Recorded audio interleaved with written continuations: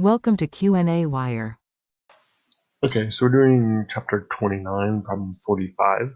So we have a DC generator that's rated at 16 kilowatts, 250 volts, and 64 amps when it rotates at 1000 RPM.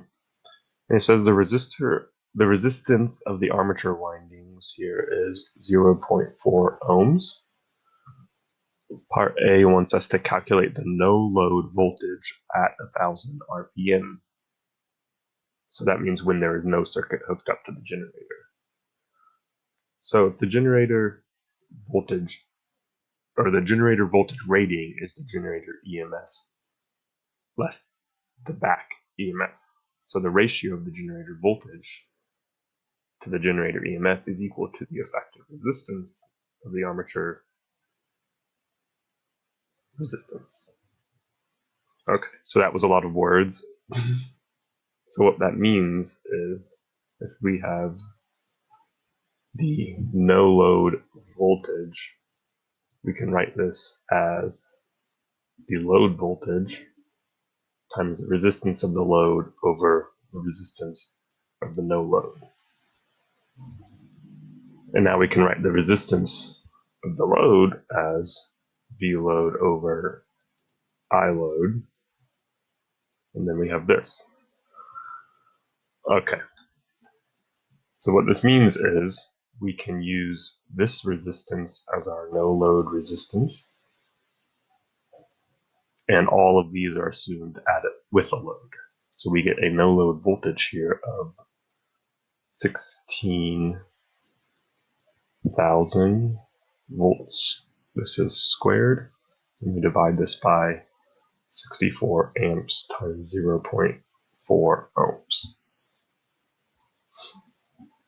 So this becomes,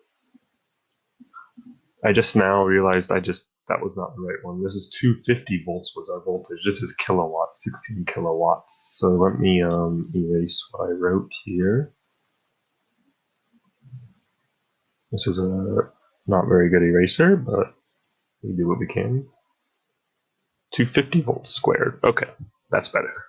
So plug that in our calculator, and we get a no-load voltage of 2,441 volts. Cool. Part B. It wants us to calculate the full load voltage, so at 64 amps, when the generator is run at 750 RPM, assuming the magnitude of the magnetic field remains constant. So